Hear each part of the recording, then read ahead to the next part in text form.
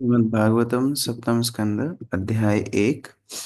हम लोग युधिष्ठिर नारद संवाद पढ़ रहे हैं, जहाँ नारद मुनि बता रहे हैं कि किसी भी स्तर का व्यक्ति हो, कैसे भी परिस्थिति में अगर भगवान से संपर्क में आ जाए, भगवान का नाम स्मरण करे, तो उसको भगवान कुछ ना कुछ उत्थान करते ही हैं।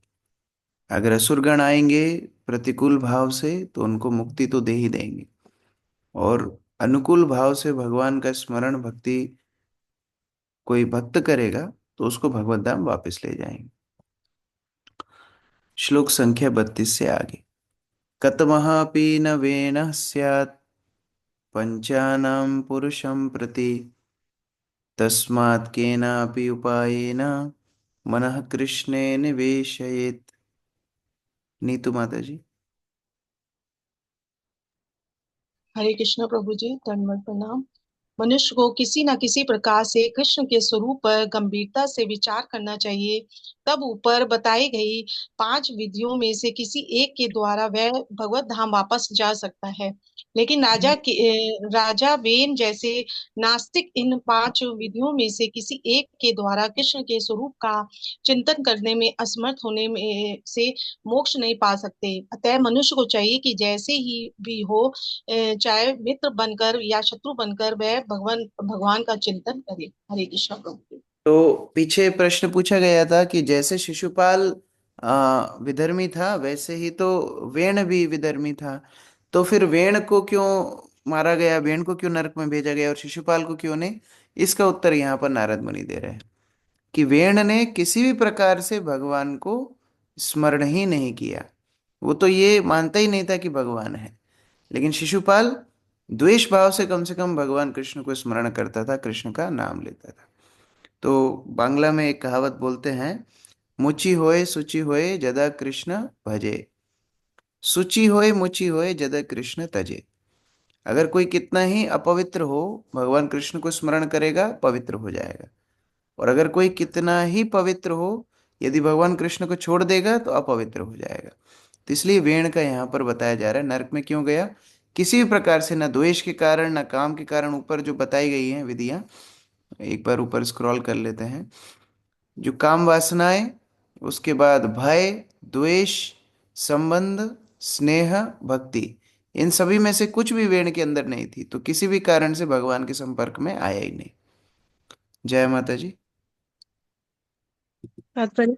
निर्विशेषवादी तथा नास्तिक भगवान श्री कृष्ण के स्वरूप को सदैव तोड़ने मरोड़ने का प्रयत्न करते हैं। यहाँ तक कि आधुनिक युग के बड़े बड़े राजनीतिज्ञ तथा दार्शनिक भी श्रीमद् भगवद गीता से भगवान श्री कृष्ण को बाहर निकाल देना चाहते हैं। फलस्वरूप ऐसे लोगों हेतु कोई मोक्ष नहीं है। लेकिन भगवान श्री कृष्ण के शत्रु सोचते हैं, यह रहा मेरा शत्रु कृष्ण, मुझे उसका वध करना है। वे भगवान श्री कृष्ण का चिंतन उनके वास्तविक रूप में करते हैं, अतः उन्हें मोक्ष प्राप्त होता है। अतएव भक्तगण जो कि भगवान श्री कृष्ण के स्वरूप का निरंतर चिंतन करते हैं, वे तो निश्चित रूप से मुक्ति प्राप्त करते हैं। मायावादी नास्तिकों का एकमात्र धंधा रह गया है भगवान श्री कृष्ण को रूपहीन बताना। फलस्वरूप भगवान श्री कृष्ण के चरण कमलों में इससे भयंकर अपराध के कारण वे मोक्ष की आशा नहीं कर सकते। इस प्रसंग में श्री विश्वनाथ चक्रवर्ती ठाकुर कहते हैं, तेन शिशुपाला दिभिन्न प्रतिकूल भावम दिदि युर्षेन इव नरकम यातिथि भावम। शिशुपाल के अतिरिक्त उनमें से किसी को मोक्ष प्राप्त नहीं हो सकता है जो विधि विधानों के विरोधी हैं। उन्हें तो नर्क मिलना ही होता है।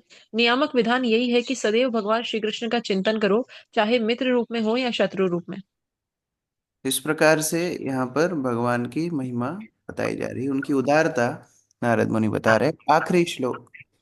मात्र स्वत्रेह वाचेद्या दंत वक्र च पांडवा, पार्षद प्रवरो विष्णु विप्रशापात पदच्युतो। गौरी शंकर प्रभु।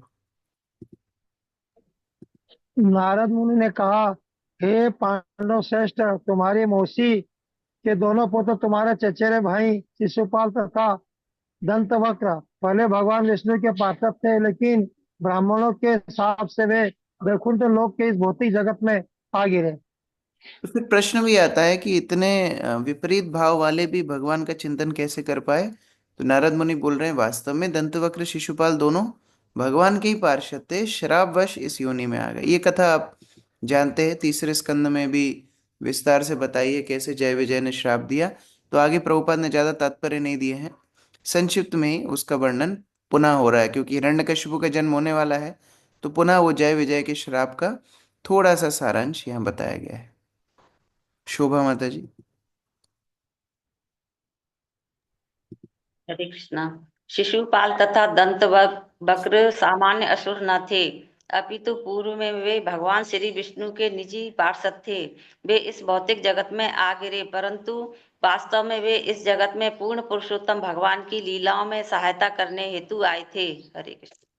क्योंकि भगवान को भी तो आगे कोई ओपोनेंट चाहिए। ड्रामा में केवल हीरो हीरोइन होंगे तो मजा नहीं आएगा, फिर विलन भी चाहिए।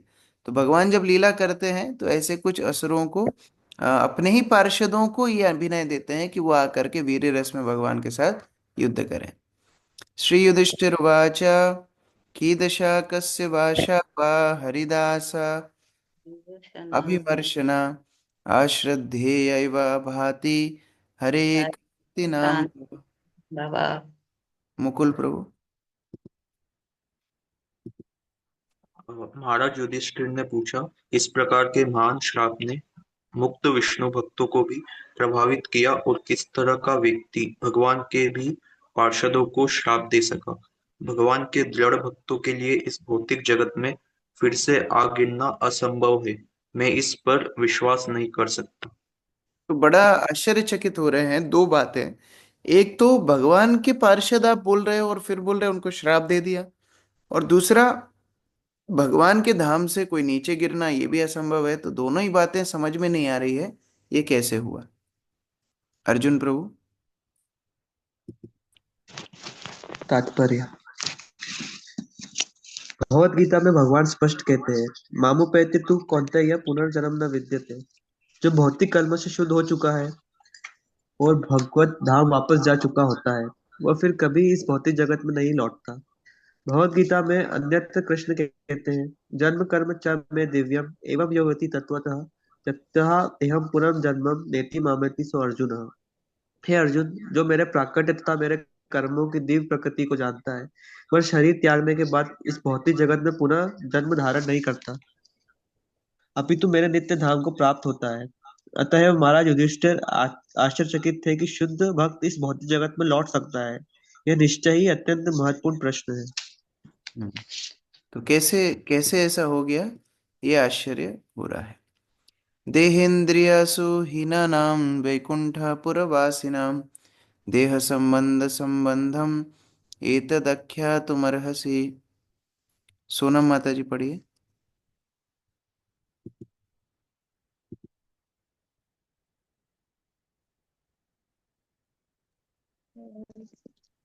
वैकुंठ वासियों के शरीर पूर्णतः आध्यात्मिक होते हैं।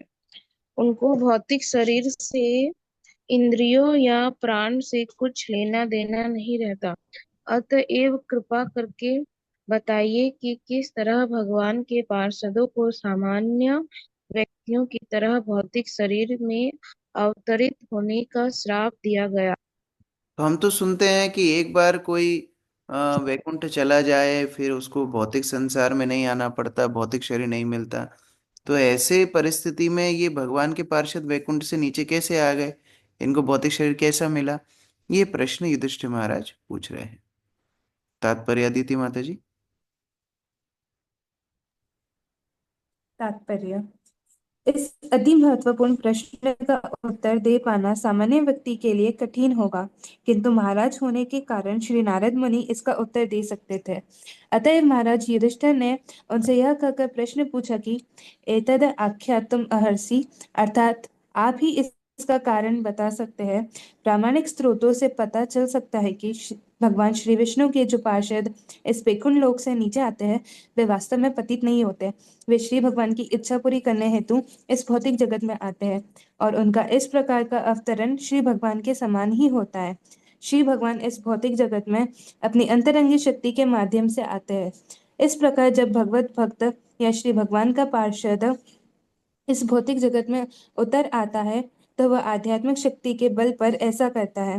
पूर्ण पुरुषोत्तम भगवान द्वारा संपन्न कोई भी लीला योग माया द्वारा व्यवस्थित की जाती है, महामाया द्वारा नहीं। अतएव यह समझना चाहिए कि जब जय तथा विजय इस भौतिक जगत में अवतरित हुए तो वे इसलिए आए क्योंकि उन्हें पूर्ण पुरुषोत्तम भगवान हेतु कुछ कार्य करना था। अन्यथा यह तथ्य है कि कोई भी वैकुंठ से नीचे पतित नहीं होता। प्रकार से बताया जा रहा है कि वास्तव में जय विजय जो आए हैं भगवान की इच्छा से आए, और ये हमने पहले पढ़ा भी है। कैसे भगवान बोलते हैं कि मुझे वीर रस का आस्वादन करना था, तो मेरी लीलाओं में सहयोग देने के लिए जय विजय असुर की भूमिका निभाएंगे, तो इस कारण से वो आए। हिमांशी माता जी। निसंदेह जो जीव सायुज्य मुक्ति का इच्छुक है वह कृष्ण के ब्रह्मा तेज में रहता जाता है। जो कृष्ण के शरीर पर आश्रित है ब्राह्मणों ही प्रतिष्ठा हम। ऐसे निर्विशेषवादी को जो ब्रह्म तेज की शरण ग्रहण करता है पतन अवश्य संभावी है। इसका उल्लेख शास्त्र भागवतम में हुआ है। येन्यर्विन्दाक्ष विमुक्तमानिनस् तव्ययस्थभावात् अविशुद्ध बुद्धयः आरुह कृच्छ्रेण परपदं ततः पत्या पत्यन्तो धो नाहित समुद्र समद्रिहकम। हे भगवान, उनकी बुद्धि अशुद्ध है जो अपने आप को मुक्त तो मानते हैं किंतु जिनमें भक्ति नहीं होती। भले ही वे कठोर तपस्या द्वारा सर्वोच्च बिंदु को क्या ना प्राप्त कर लें, वे इस भौतिक जगत में पुनः अवश्य गिरते हैं क्योंकि वे आपके चरण कमलों की शरण ग्रहण नहीं करते। चूंकि निर्विशेषवादी भगवान का पार्षद बनने वैकुंठ लोक तक नहीं पहुंच पाते, अतएव उनकी इच्छाओं के अनुसार कृष्ण उन्हें सायुज्य मुक्ति प्रदान करते हैं। फिर भी चूंकि सायुज्य मुक्ति अधूरी मुक्ति है, अतएव वे इस जगत में फिर आ गिरते हैं। जब यह कहा जाता है कि कोई जीवात्मा ब्रह्मालोक से च्युत होता है तो यह निर्विशेषवादी पर लागू होता है। तो यहाँ पर एक और प्रभुपाद बता रहे हैं कि जो लोग फिर गिरते हैं वो ब्रह्म ज्योति तक जाते हैं। ब्रह्म ज्योति से पतन हो सकता है, लेकिन भगवान के बैकुंठ धाम में एक बार कोई वापस जाएगा तो वहां से पतन नहीं होता है। प्रफुल्ल प्रभु। प्रामाणिक स्रोतों से पता चलता है कि जय विजय को इस भौतिक जगत में श्री भगवान की युद्ध करने की इच्छा पूर्ति हेतु भेजा गया था। श्री भगवान को भी कभी कभी युद्ध करने की इच्छा होती है, किंतु श्री भगवान के परम विश्वसनीय भक्त के अतिरिक्त उनसे कौन युद्ध कर सकता है। जय विजय श्री भगवान की इच्छा पूर्ति हेतु इस जगत में अवतरित हुए। अतः उनके तीनों जन्मों में सर्वप्रथम हिरण्याक्ष तथा हिरण्यकशिपु के रूप में, फिर रावण तथा कुंभकर्ण के रूप में, और अंत में शिशुपाल तथा दंतवक्र के रूप में उन्हें श्री भगवान ने अपने हाथों से मारा। दूसरे शब्दों में जय विजय नामक श्री भगवान के पार्षद श्री भगवान की युद्ध करने की इच्छा पूरी करने हेतु इस भौतिक जगत में अवतरित हुए। अन्यथा जैसा कि महाराज युधिष्ठिर कहते हैं, अश्रद्धेय युवा भांति कि श्री भगवान का दास वैकुंठ से नीचे गिरे, यह अविश्वसनीय प्रतीत होता है। इस जगत में जय विजय किस प्रकार आए, इसकी विवेचना श्री नारद मुनि द्वारा आगे की गई है। श्री नारदो वाच एकदा ब्रह्मणः पुत्रा विष्णुलोकं यदृच्छया सनन्दनादयः जग्मुः चरन्तः भुवनत्रयम्। वेदांत प्रभु। परम साधु नारद ने कहा, एक बार ब्रह्मा ने चारों पुत्रों जिनके नाम सनंद, सनातन तथा सनत कुमार है, तीनों लोकों का विचरण करते हुए संयोग व विष्णु लोक में आए। हरे कृष्ण। तो ये कथा हमने सुनी है, इसलिए ज्यादा मैं व्याख्या नहीं कर रहा हूँ। चतुष कुमार विष्णु लोक में विचरण करते हुए गए, और वहां पर क्या घटना हुई वो दोबारा से संक्षिप्त में बताई जा रही है। पंचषड्डायन अभर आभा पूर्वेशामपि पूर्वजा दिग्वास सह शिशुन्मत्वा द्वास्थौ तान् प्रत्यषेधताम्। जय प्रभु। यद्यपि ये चार मनुष्य महर्षि मरीचि आदि ब्रह्मा के अन्य पुत्रों के अपेक्षा बड़े थे, किंतु वे 5 या 6 वर्ष के छोटे छोटे नंगे बच्चे जैसे प्रतीत हो रहे थे।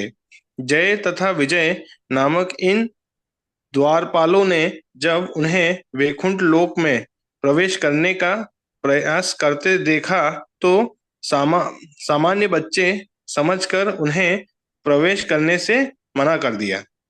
तो यद्यपि सबसे सर्वप्रथम ब्रह्मा के पुत्र ये चतुष्कुमार हैं, लेकिन देखने में छोटे छोटे लगते हैं, निर्वस्त्र रहते हैं। इसीलिए कई बार वैष्णवों को जब हम बाह्य दृष्टि से देखते हैं तो धोखा खा जाते हैं। कौन कितना महान वैष्णव है हम बाहर से देख करके नहीं पता लगा सकते। तात्पर्य अरविंद प्रभु। हरे कृष्ण।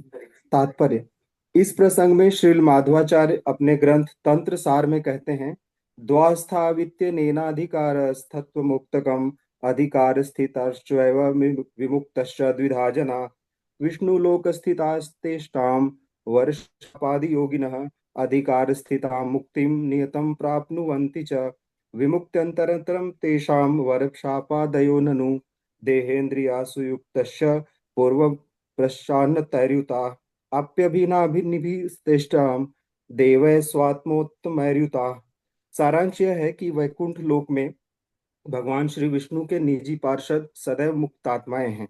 यदि कभी उन्हें वर प्राप्त होता है या शाप दिया जाता है तो भी वे सदा ही मुक्त रहते हैं और वे प्रकृति के भौतिक गुणों से कभी कलुषित नहीं होते। वैकुंठ लोक में मुक्ति के पूर्व उन्हें भौतिक शरीर प्राप्त थे, किंतु एक बार वैकुंठ लोक आ जाने पर उनके वे शरीर नहीं रहे। अतएव भगवान श्री विष्णु के पार्षदों को यदि कभी अवतरित होना पड़ता है, मानो उन्हें शाप मिला हो, तो भी वे सदैव मुक्त रहते हैं। हरे कृष्ण। तो जैसे कई बार उदाहरण दिया जाता है कि जीवन मुक्त स्टेज क्या होती है। भगवान के शुद्ध भक्त जब भौतिक संसार में आते हैं तो वो जीते जी भी मुक्त ही रहते हैं। जैसे कभी नारियल जब अंदर से सूख जाता है तो उसका गोला उस नारियल के बाहर के जो आवरण है उससे अलग हो जाता है। आप उसको बजा के देखोगे तो अंदर का गोला अलग बचता है। उसी तरह जो भगवान के शुद्ध भक्त होते हैं, यद्यपि बाहर से हमको लगता है भौतिक शरीर है, लेकिन उनकी आत्मा उस भौतिक शरीर में बंधित नहीं है। वो केवल भगवान की इच्छा से आते हैं, लेकिन हमेशा मुक्त रहते हैं। तो वो नारियल के उदाहरण से हम समझ सकते हैं। अब अश्पन कुपीत एवं युवाम वासम न चरहथा रजः तमोभ्याम रहितो पादमूले मधुद्विषा पापिष्ठामसुरीं योनिं बालिशौ यतम आशुवतः। श्रद्धा माता जी पढ़िए। हरे कृष्ण प्रभु जी, दंडवत प्रणाम। जय जय तथा विजय नामक, यहीं से प्रभु जी ना?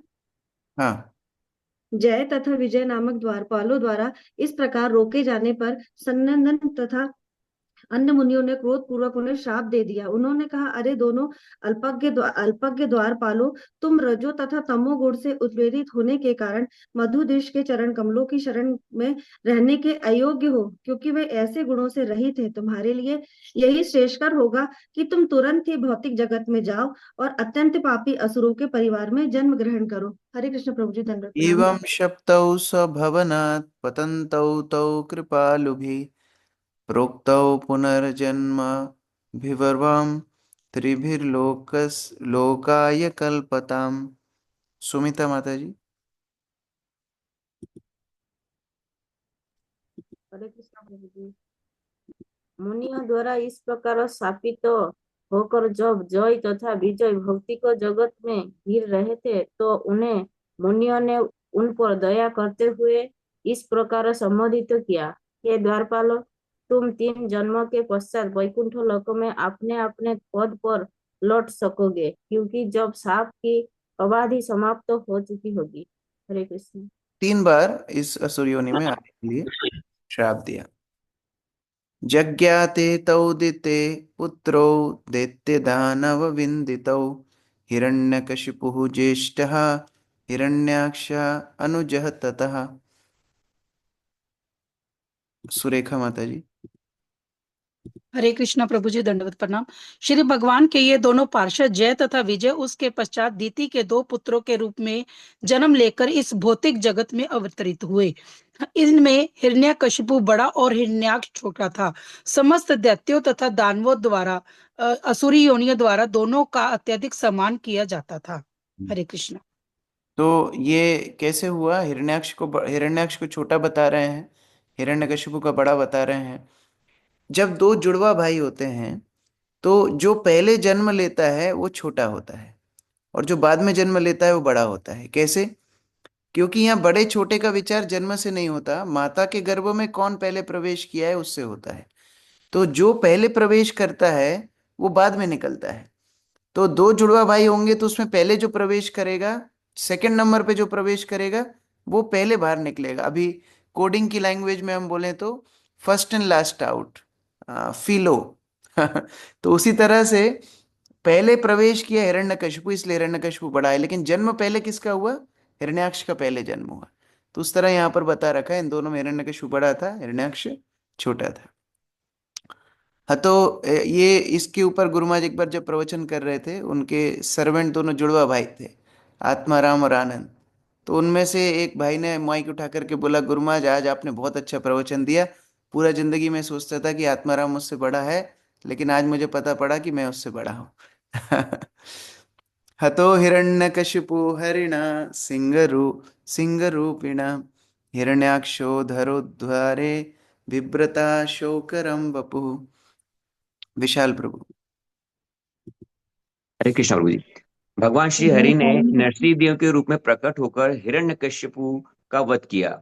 जब भगवान गर्भोदय सागर में गिरी हुई पृथ्वी का उद्धार कर रहे थे तो हिरण्याक्ष ने उन्हें रोकने का प्रयत्न किया और बाद में भगवान ने वराह के रूप में हिरण्याक्ष का वध कर दिया। हरे कृष्ण। ये एक श्लोक में हिरण्याक्ष की कहानी, किस तरह हिरण्याक्ष ने पृथ्वी को गर्भोदक सागर में ले गया, भगवान वराहदेव में उसका वध किए, और किस तरह नरसिंह रूप में हिरण्यकशिपु, दोनों भाइयों की कथा एक श्लोक में बता दी। अब हम जैसे श्रोता होते तो बोलते अच्छा रहा, लेक्चर जल्दी खत्म हो गया। लेकिन युधिष्ठिर महाराज को उसमें मजा नहीं आया, उन्होंने विस्तार से सुनना चाहते हैं। हिरण्यकशिपु पुत्रम प्रहलादम केशव प्रियम जिज्ञासुर करोन्ना न यातना मृत्यु हेतवे। चित्रा माता जी। हरे कृष्ण प्रभु जी, दंडवत प्रणाम। अनुवाद। हिरण्यकशिपु ने अपने पुत्र प्रहलाद को, जो भगवान विष्णु का महान भक्त था, मारने के लिए नाना प्रकार के कष्ट दिए। तम सर्वभूतात्मभूतं प्रशांतं समदर्शनम भगवत्वेजसा स्पृष्टम न शक्नोत हन्तुमुद्यमै। भूमिका माता जी।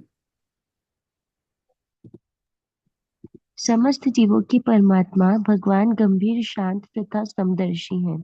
चूंकि महान भक्त प्रहलाद भगवान की शक्ति द्वारा सुरक्षित था, अतएव हिरण्यकशिपु नाना प्रकार के यत्न करने पर भी उसे मारने में असमर्थ रहा। प्राजुल पढ़ो तात्पर्य। तात्पर्य। इस श्लोक में सर्वभूतानाम शब्द अत्यंत महत्वपूर्ण है। ईश्वर सर्वभूतानाम हृदयेषु अर्जुन तिष्ठति। श्री भगवान प्रत्येक जीव के हृदय में समान भाव से स्थित है, अतएव ना उनके किसी के से द्वेष है, ना मित्रता। उनके लिए सभी एक जैसे हैं। यद्यपि कभी कभी वे किसी के को दंड देखे जाते हैं, किंतु वह वैसे ही है जैसे कि संतान के कल्याण हेतु पिता संतान को दंड देता है। श्री भगवान के द्वारा दिया गया दंड श्री भगवान की समदृष्टता का सूचक है। अतएव श्री भगवान को प्रशांतम समदर्शनम कहा गया है। यद्यपि श्री भगवान को अपनी इच्छा के पूर्व की पूर्ति ठीक से करनी हेतु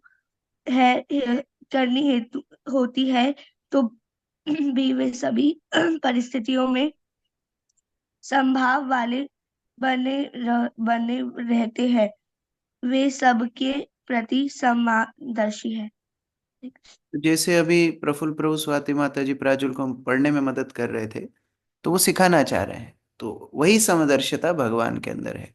जो जीव इधर उधर थोड़ा भटक जाता है, उसको सुधारने के लिए कभी कभी दंड देते हैं, अन्यथा उनके लिए, सारे बच्चों के लिए असीमित प्रेम भरा हुआ है।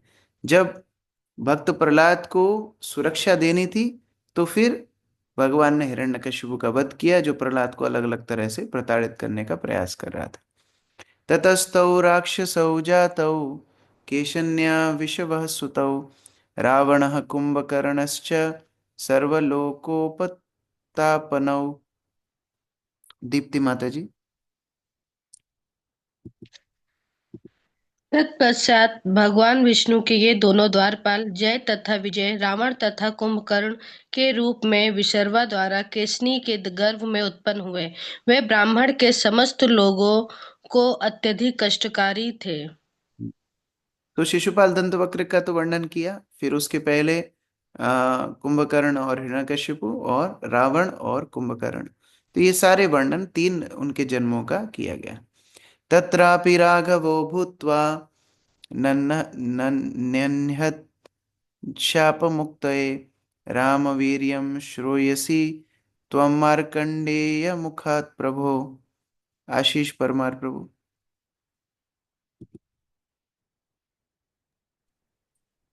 हरे कृष्ण प्रभु जी। अनुवाद नारद मुनि ने आगे कहा, हे राजा, जय तथा विजय को ब्राह्मणों के श्राप से मुक्त करने के लिए भगवान रामचंद्र रावण तथा कुंभकर्ण का वध करने के लिए प्रकट हुए।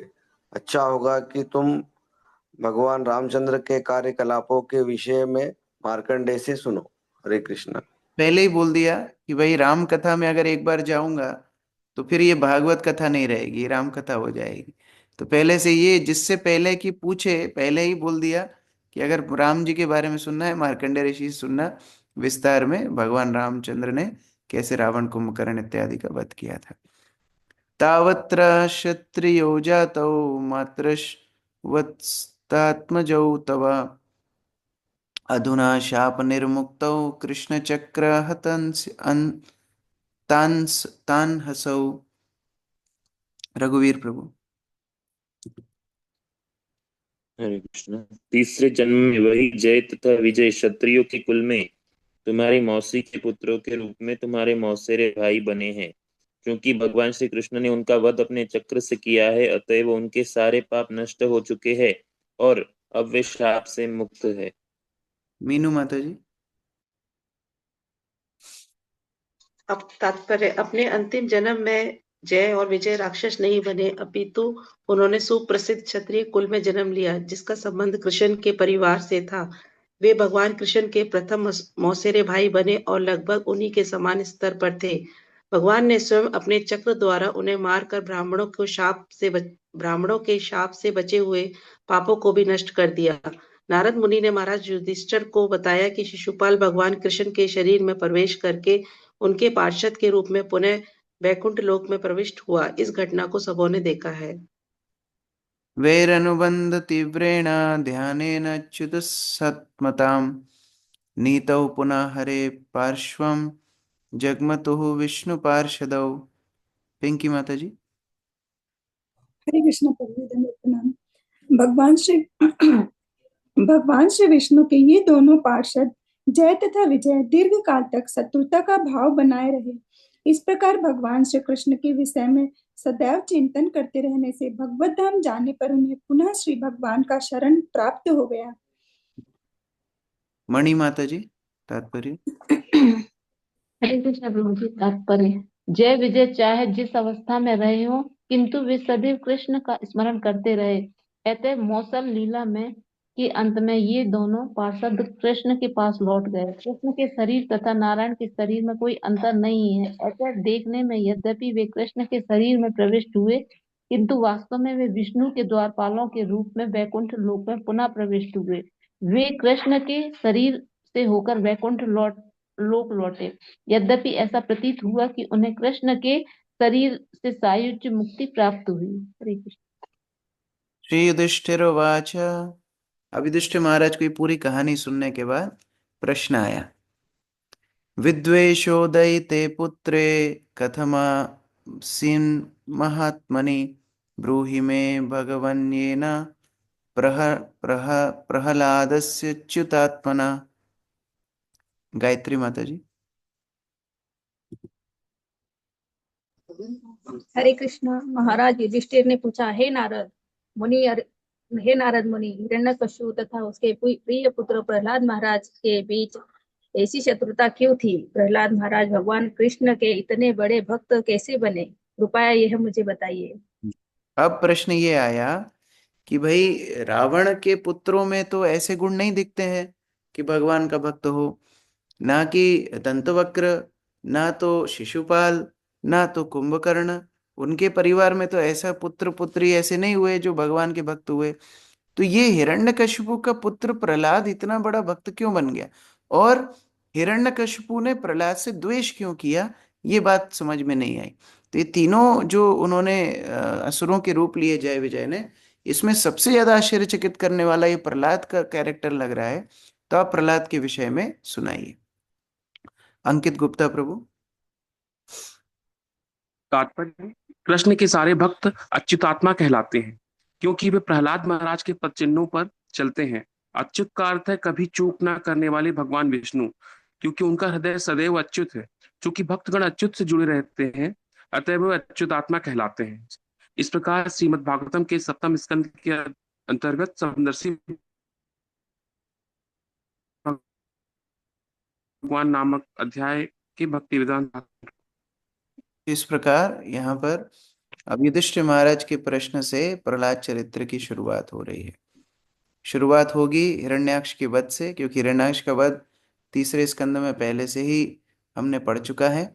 हिरण्याक्ष के वध के बाद क्या हुआ, कैसे हिरण्यकशिपु ने परिवार को संभाला, कैसे हिरण्यकशिपु फिर बदला लेना चाहता है भगवान विष्णु से, और कैसे फिर प्रहलाद का जन्म और आगे की कथा दूसरे अध्याय से शुरू होगी। तो ये पहला अध्याय ये पूरे के पूरे सातवें स्कंद की भूमिका है। अगर ये भूमिका स्पष्ट होगी कि कैसे भगवान समदर्शी हैं, कैसे असुरों के तमोगुण, रजोगुण या सत्वगुण जीव के अनुसार आगे कार्य होते हैं इत्यादि, तो फिर ये पूरी की पूरी कथा बहुत अच्छे से समझ में आएगी। तो आप लोग इसका रिवीजन भी कर सकते हो। कल से हम दूसरे अध्याय में प्रवेश करेंगे। हरे कृष्ण। ग्रंथराज श्रीमद् भागवतम की जय। श्री प्रभुपाद की जय।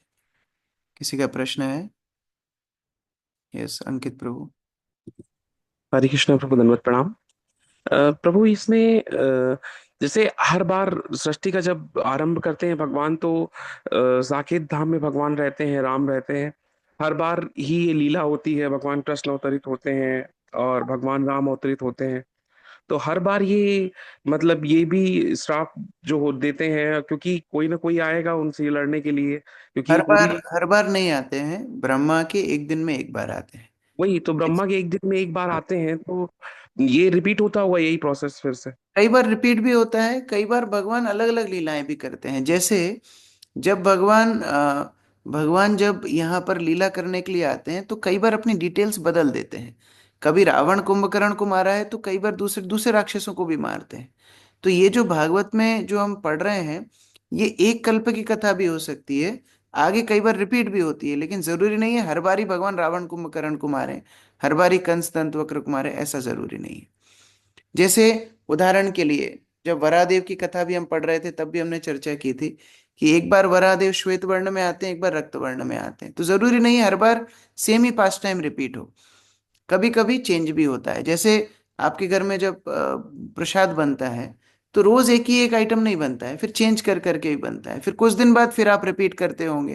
तो उसी तरह भगवान बीच बीच में चेंज भी करते हैं, फिर कई बार रिपीट भी करते हैं, उस तरह। ठीक प्रभु जी, तो भगवान मतलब हर बार आते ही हैं, बट लीलाएं बदल जाती हैं या तो लीलाएं पात्र थोड़ी बदल। थोड़ी बदल जाती हैं। इसलिए कई बार लोग बोलते हैं ना कि इस पुराण में तो ये लिखा है और उस पुराण में तो ये लिखा है, हनुमान जी के कई जन्म स्थान हैं, लोग लड़ाई कर रहे हैं, ये असली है वो असली है, सारे ही असली हैं।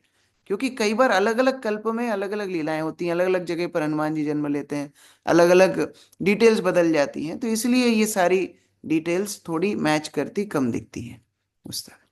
और प्रभु जी, इसमें जैसे द्वारपाल थे, जय विजय, इनको सायुज्य मुक्ति मिली, इनको सालोक के सामीप्य मुक्ति मिली नहीं। ये बाहर द्वारपाल थे, बाहर रहते हैं भगवान की सेवा में। नहीं, तो ये इसमें प्रभुपाद ने आखिरी में बताया कि जब 3 श्राप पूरे हो गए उसके बाद इनको सालोक्य मिला, वैकुंठ में स्थान मिला, मतलब वैकुंठ के द्वार पर इनको स्थान मिला। तो ऐसा नहीं है कि इनको सायुज्य ही मिलती, वो हर बार मिल रही थी, लेकिन जब श्राप पूरा हो गया तो फिर वो वैकुंठ के द्वारपाल पुनः बने। थैंक यू प्रभु जी। हरे कृष्ण। विनोद प्रभु। हरे कृष्ण प्रभु जी, धन्यवाद प्रणाम। प्रभु जी, आम भाषा में कभी कभार डिस्कस करते हैं, जब विचार विमर्श आपस में करते हैं तो ये बात आती है, लोग बाग उदाहरण देते हैं, रावण बहुत प्रखंड विद्वान था। तो विद्वानता का कोई ऐसा प्रमाण तो मिलता नहीं है प्रभु जी कि रावण विद्वान नहीं, कैसे था? रावण रावण विद्वान था, इसमें कोई दो राय नहीं है। लेकिन क्या केवल विद्वान होना ही काफी है? जो बड़े बड़े टेररिस्ट होते हैं वो भी विद्वान होते हैं। आप बम बनाना जानते हो क्या विनोद प्रभु? हाँ, नहीं प्रभु। हाँ, AK-47 चलाना जानते हो? नहीं नहीं नहीं प्रभु। हवाई जहाज चलाना जानते हो? नहीं नहीं। तो टेररिस्ट तो ये सब काम करते हैं। तो इसका मतलब ये थोड़ी है कि हम टेररिस्ट की पूजा करने लगेंगे। तो आतंकवादी क्योंकि चरित्रहीन है, उनकी विद्या का कोई अर्थ नहीं है। उसी तरह रावण का जो किरदार है पूरा, क्योंकि वो रावण कामुक है, क्योंकि वो रावण इतनी सारी कन्याओं को अलग अलग जगह से उठा के लाता, फिर उसको श्राप भी मिला, फिर वो सीता माता का भी हरण करके लाया कामुक हो करके, इसलिए उसकी पूरी विद्वत्ता हो चाहे ना हो, इसमें संदेह करना तो अलग विषय है। लेकिन अगर विद्वान हो भी तो भी उसकी सराहना नहीं करी जाना चाहिए। ये मुख्य बिंदु। लोग उसमें लेते हैं कि विद्वान था मतलब बहुत अच्छा था। हाँ, क्योंकि क्योंकि वो हाँ। भी वही काम करना चाहते हैं ना। वो भी हम्म। दूसरी मत महिलाओं पे गलत नजर डालना चाहते हैं, इसलिए उनका जी हीरो जी। कौन हो गया? रावण हो गया। रावण। कि लोग बोलते हैं कर्ण बहुत अच्छा था। कर्ण क्यों अच्छा था? क्योंकि दुर्योधन द्रौपदी का वस्त्रहरण करना चाहता था, कर्ण ने उसका साथ दिया। तो हमारा हाँ। भी दोस्त ऐसा होना चाहिए कि हम जितने पाप करें हमारा साथ दे, इसलिए कर्ण अच्छा था। तो लोग अच्छा अपने अच्छा। स्वार्थ को शास्त्र से निकालना चाहते हैं, वो मुख्य बात हरे कृष्ण प्रभु जी। है। यस, हंसराज प्रभु। हरे कृष्णा प्रभु जी। दंडवत दंडवत प्रणाम प्रभु जी। गला कौन ले गया आपका? अरे गला हो गया, तो परसों कीर्तन था प्रभु जी हमारी कॉलोनी में, अच्छा तो अच्छा। वहां पे कीर्तन में चला गया ये है प्रभु ओ, जी। मधु द्विष का मतलब क्या है? मधु द्विषा भगवान का नाम है। एग्जैक्ट मतलब मैं एक मिनट ढूंढ लेता हूँ। एग्जैक्ट मतलब तो मुझे भी याद नहीं आ रहा है। मधु द्विषा, ओ मधु मतलब मधु नाम का राक्षस, और द्विषा मतलब उसका शत्रु। तो मधु जो राक्षस को भगवान ने हैग्रीव रूप में मारा, तो उनका नाम मधु द्विषा। अच्छा। प्रभु जी, एक और मौसल लीला क्या होती है? मौसल लीला। मूसल। हाँ, ये मौसल लीला लिखा हुआ है। मूसल लीला मतलब भागवतम। युद्ध, युद्ध लीला। अच्छा, युद्ध भगवान लीला। का युद्ध। ठीक। थैंक यू प्रभु जी। हरे कृष्णा, दंडवत प्रणाम। हरे हरे कृष्ण प्रभु जी, मेरा एक क्वेश्चन था। हाँ, अंजना माता जी।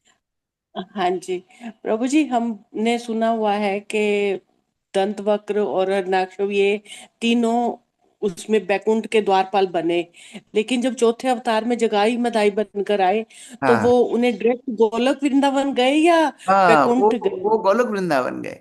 वो यही सोच रहे थे, अरे हमने इतनी मेहनत की, फिर आके यहीं पर तो मतलब बैक टू पवेलियन, या दोबारा द्वार से ही गए थे, द्वार पे ही आ गए, प्रमोशन तो हुआ ही नहीं।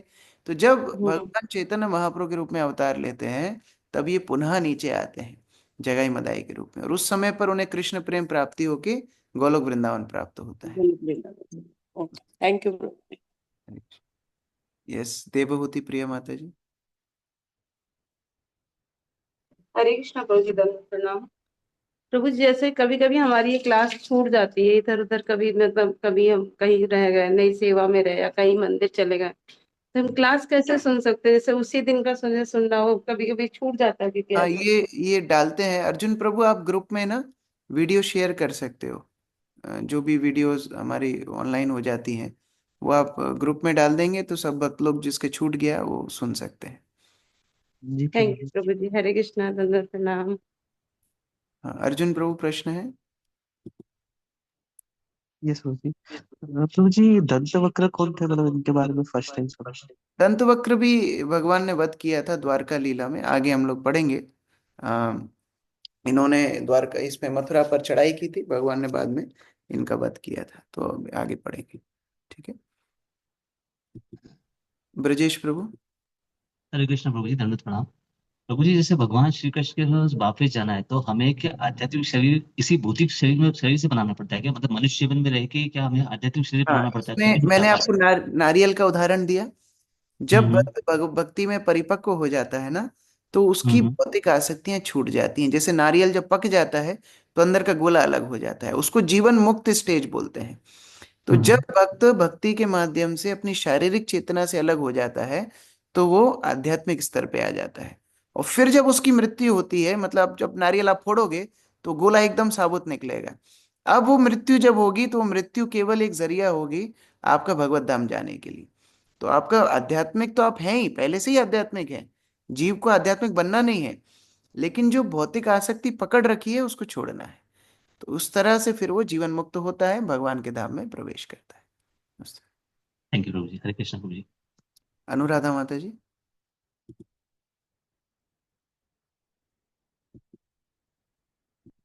हरे कृष्ण प्रभु जी, दंडवत प्रणाम। प्रभु हाँ, जी, अभी आपने जैसे बताया कि हनुमान जी बार बार जन्म लेते हैं, लेकिन हम लोगों ने तो ये सुना हुआ है कि हनुमान जी हमेशा से ही हैं पृथ्वी पर। उनको कलयुग के अंत तक रहने के लिए भगवान ने वरदान दिया है, हमेशा नहीं। तो जब भगवान की लीलाओं के लिए जरूरत होती है तब हनुमान जी प्रकट होते हैं। और फिर भगवान जब तक उनको यहाँ रहने के लिए बोलते हैं तब तक वो यहाँ रहते हैं। तो उस प्रकार से समझना है। तो कलयुग के अंत तक भगवान ने उनको रहने के लिए आदेश दिया है। और प्रभु जी, एक प्रश्न और था, जैसे कि भौतिक आसक्ति, अभी आपने नारियल का वो उदाहरण दिया, लेकिन जब हम भौतिक संसार में रह रहे हैं और अपने दायित्वों का निर्वाह कर रहे हैं, तो हमारी हमको वो चीजें तो करना ही है ना। तो हाँ, उसके लिए फिर उसके लिए उसको कैसे समझें कि आसक्ति कब कम देखिए, होगी जब हमारी, मतलब जब खत्म घर में होगी। जब घर में क्रिकेट मैच कोई देखता है या सीरियल कोई देखता है, तो घर के काम कैसे करता है?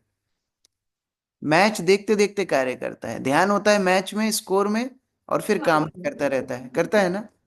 उसी तरह भगवान का भक्त होता है। भगवान का भक्त चिंतन करेगा भगवान का, और साथ साथ अपने कार्य भी करेगा। यही भगवान ने गीता में अर्जुन को बोला कि अर्जुन युद्ध करो, मुझे स्मरण करो। तो ये भक्ति है। कार्य छोड़ने के लिए एक बार भी नहीं बोला, आसक्ति छोड़ने के लिए बोला है। दोनों में अंतर है। पर प्रभु जी, जैसे कि आसक्ति ठीक है, मतलब हम भक्ति करते करते ये काम करेंगे, लेकिन फिर भी एक तरह से तो वो आसक्ति ही हुई ना, कि हमारे दिमाग में ये चीज तो रहती है, हमें ये काम करना है, ये करना है, ये नहीं, करना वो है। आसक्ति नहीं तो हुई। जैसे आसक्ति। एक चोर नोट गिनता है और एक कैशियर नोट गिनता है, दोनों में तो अंतर है ना। चोर नोट गिनता है, वो बैंक से चुराई चुराई हुई वस्तु को गिन रहा है। और दूसरा, एक कैशियर नोट गिन रहा है, वो बैंक के एम्प्लॉय के रूप से नोट गिन रहा है। दोनों में अंतर है। उसी तरह व्यक्ति भगवान को भूल के जब कार्य करता है तो वो बंधन का कारण होता है। और भगवान को स्मरण करते हुए उनके दास रूप से जब कार्य करता है तो वो मुक्त है। तो दोनों में अंतर है। वो आसक्ति नहीं हुई, वो भगवान की सेवा हुई। यही तो गीता का संदेश है। आप भगवत गीता पढ़ेंगे तो बार बार भगवान यही बोलते हैं कि अपने कार्य करो, मेरे उद्देश्य से करो, कार्य करो, मेरे उद्देश्य से करो। यही मुक्ति का कारण है, क्योंकि हम बिना कार्य रह ही नहीं सकते। आप एक दिन भी बिना कार्य करके नहीं रह सकते। हम सांस तो लेंगे, भोजन तो करेंगे, ये सारे कार्य हैं। तो क्यों ना वो कार्यों को भगवान के लिए किया जाए। मतलब ये हुआ ना प्रभु जी, कि हम कोई भी कार्य कर रहे हैं, जैसे अब हम हमारे अगर हस्बैंड को खाना खिला रहे हैं, तो हम्म। हम ये समझें कि हम कृष्ण को खाना खिला रहे हैं। नहीं, वो मायावाद है। भक्ति। वो मायावाद है। आपको ये सोचना है कि भगवान कृष्ण ने मुझे ये जिम्मेदारी दी है, इसीलिए मैं ये जिम्मेदारी कर रही हूँ। ये नहीं सोचना पति कृष्ण है, कृष्ण को हम खाना खिला रहे हैं, नहीं। हम ये सोचेंगे कि क्योंकि मैंने पूर्व संचित जो भी मेरे कर्म है, अब कृष्ण ने मुझे ये परिस्थिति में रखा है, तो मैं अपने निर्वाह कर रहा हूँ जिम्मेदारी का, क्योंकि भगवान कृष्ण इससे प्रसन्न होंगे। बस ये सोचना है। और ये कार्य मैं इस तरह से जमाऊं, पूरे दिन भर की मेरी दिनचर्या को मैं इस तरह से सुचारित करूं कि मुझे भक्ति के लिए भी समय मिले। अगर इस चेतना से कोई व्यक्ति बढ़ेगा तो फिर कभी बंधन में नहीं पड़ेगा। ठीक है प्रभु जी, मतलब हर कार्य को हमको इस तरह से ही करना है। हाँ, हाँ। ओके, थैंक यू प्रभु जी। विशाल प्रभु। हरे कृष्ण प्रभु जी। प्रभु जी, निर्विशेषवाद मायावाद ये थोड़ा ये एक ही है क्या? दोनों में थोड़ा सा अंतर है। निर्विशेषवाद बोलते हैं कि वास्तव में कोई दिव्य शक्तियां है ही नहीं, आत्मा है ही नहीं। आपको जो करना है इस शरीर में करो, और फिर शरीर का उत्तम निर्वाण कर लो, और आप मतलब एकदम शून्य में मिल जाओगे। ये है निर्विशेषवाद। लेकिन मायावाद थोड़ा सा भिन्न है। मायावाद मतलब हर वस्तु ही ब्रह्म है, वो बोलते हैं ब्रह्म ही माया में पड़ा हुआ है, जो आपको सामने दिख रहा है वो ब्रह्म जब मुक्त हो जाएगा तो दोबारा ब्रह्म बन जाएगा, ये मायावाद है। तो मायावाद मतलब ब्रह्म माया में पड़ गए, ये ब्रह्मवाद है। और शून्यवाद मतलब सब कुछ ही शून्य है, उसको निर्विशेषवाद बोलते हैं। तो दोनों ही अधूरे सच हैं, पूरे सच नहीं है। अधूरा सच में इसलिए बोल रहा हूं कि हाँ सब कुछ ब्रह्म है, लेकिन ब्रह्म की शक्तियां हैं। जो पर ब्रह्म है वो माया में कभी पड़ते नहीं है, उस तरह। भुवन मोहिनी माता जी। हरे कृष्णा प्रभु जी, दंडवत प्रणाम।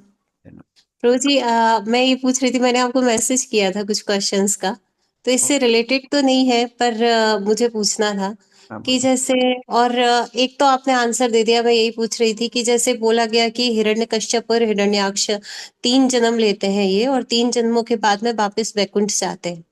तो वापस वैकुंठ जाते हैं, फिर उनको गोलोक वृंदावन धाम भी प्राप्त होता है जगाई मधाई के रूप में। तो मतलब वो दोनों रूपों में स्थित है, जय विजय के रूप में भी है और गोलोक वृंदावन में। आज इसका उत्तर देते हैं। आध्यात्मिक जगत में कई एक एक भगवान के दास भी कई रूपों में भगवान की सेवा कर सकते हैं, अलग अलग रूपों में भी कर सकते हैं। जैसे हम गरुण जी का भी पढ़ते हैं हाँ, कि गरुड़ गरुण जी जी भी और पढ़ते श्री हैं। राम। हाँ, जैसे हनुमान जी का भी, अभी हमने पंचम स्कंद में पढ़ा कि हनुमान जी हमेशा किम पुरुष वर्ष में भगवान की सेवा करते हैं। फिर हम सुन रहे हैं कि वो यहाँ भी कलयुग के अंत तक रहेंगे। फिर वो साकेत धाम में भी भगवान की सेवा कर रहे हैं। तो ये भगवान के कुछ जो भक्त हैं उनको ही भगवान विशेष शक्ति देते हैं कि वो अलग अलग स्थानों पे, जैसे दशम स्कंद में भगवान जब राजा को मिलने जाते हैं, मैं नाम भूल रहा हूँ, एक एक गरीब भक्त को मिलने जाते हैं, एक राजा को मिलने के लिए जाते हैं, और उस समय पर उनके साथ जितने साधु होते हैं उनके भी 2 रूप बना देते हैं भगवान, दोनों को एक समय मिलने के लिए जाते हैं। तो इस तरह कई प्रमाण मिलते हैं जहाँ भक्त को भी भगवान 2-3 रूपों में बना सकते हैं। तो जैसे भगवान अपना विस्तार कर सकते हैं, भक्त भी कर सकते भक्त भी हैं, है ना? भगवान की इच्छा से कर सकते हैं। और प्रभु जी, मैंने जो आपको क्वेश्चन लिखा था वो ये था कि, और इसी से संबंधित एक और है कि जैसे जब हिरण्यकश्यप के लिए प्रहलाद महाराज ने इतनी भक्ति की है और उन्होंने बोला कि इनको मुक्ति प्रदान की जाए, तो और जब ये बताते हैं कि 21 पीढ़ियां तर जाती है, जो अगर कोई एक कृष्ण भक्त होता है, तो इसमें जब इनको सायुज्य मुक्ति मिलती है तो इसको कैसे समझे?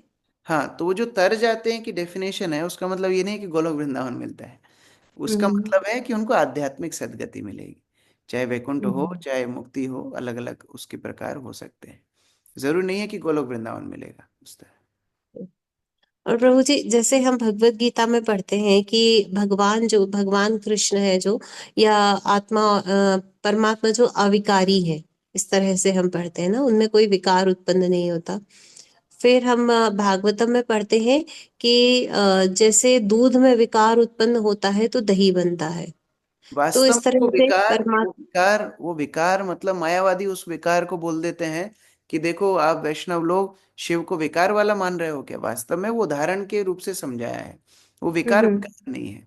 जैसे भगवान का अवतार, वो तो उसको भी मायावाद मानते हैं कि भगवान तो माया में पड़ गए, लेकिन हमें हमें मालूम है वो अवतार मतलब योग माया, संभवामी आत्म माया, वो उतरना जीव का उतरने जैसा नहीं है। उसी तरह वो विकार भौतिक विकार नहीं है कि जो बोला कि विकार नहीं होता है, मतलब भौतिक विकार नहीं होता है, लेकिन भगवान अपनी इच्छा से, स्व इच्छा से अलग अलग रूप तो बना सकते हैं ना। जैसे बलराम, बलराम भगवान के नित्य सेवक हैं, लेकिन भगवान का ही तो रूप है। अब भगवान की ही इच्छा थी कि वो एक सेवक रूप में अवतार लें, तो बलराम के रूप में आए। अब उसमें हम भगवान को नहीं रोक सकते। उसी तरह भगवान की ही इच्छा है कि वो भौतिक प्रकृति से आदान प्रदान करने के लिए भगवान शिव का रूप लें, तो फिर उसमें हम भगवान के ऊपर प्रतिबंध नहीं लगा सकते कि कैसे बन गए। वो बन सकते हैं, इसलिए वो सर्वशक्तिमान है। तो जब विकार का वर्णन होता है तो उसका मतलब ये नहीं है कि भौतिक विकार है, वो आध्यात्मिक विकार है। भगवान तो स्व क्या इच्छा प्रभु से। जी, हम शिव जी को उनका विस्तार कह सकते हैं, भगवान बिल्कुल का, बिल्कुल, है भगवान ना? का विस्तार क्यों, जो अवतार है, माया को। स्वयं अवतार है, विस्तार क्यों, अवतार है। हम्म उस तरह ही उनको मानना है। हम्म। मतलब जो माया माया माया देवी को कंट्रोल भी कर रहे हैं, या उनके संग में सबका पालन भी कर रहे हैं, है हाँ, ना? भगवान के अवतार है। और और माया देवी ही प्रकृति कहलाती हैं, दुर्गा जी या माया देवी, हाँ हाँ, है ना। ठीक तो प्रकृति। जैसे बोलते हैं कि हम भगवान की पराशक्ति हैं, है ना।